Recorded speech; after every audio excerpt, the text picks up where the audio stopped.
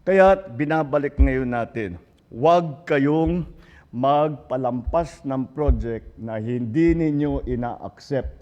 Puntahan ninyo yung city engineer ninyo, papuntahin ninyo. Yung municipal engineer ninyo, papuntahin ninyo.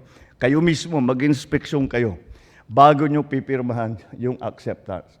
Dahil ang bagong gawain ngayon, sinabi ko sa Public Works, sa DBM, hindi pwedeng bayaran ang project hanggang in-accept ng local government at every level. Sabi nila may ano rin ang corruption yan. Kasi kung loko yung local executive, sasabihin, hindi ko pipirmahan yan hanggat meron ako. Di ba? O pwede, totoo nga naman. May possibility na ganun.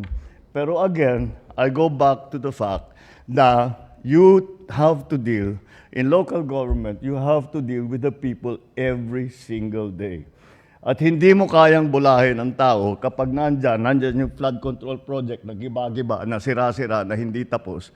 Hindi mo naman masasabi sa report, tapos. Hindi, sir, hindi tapos eh.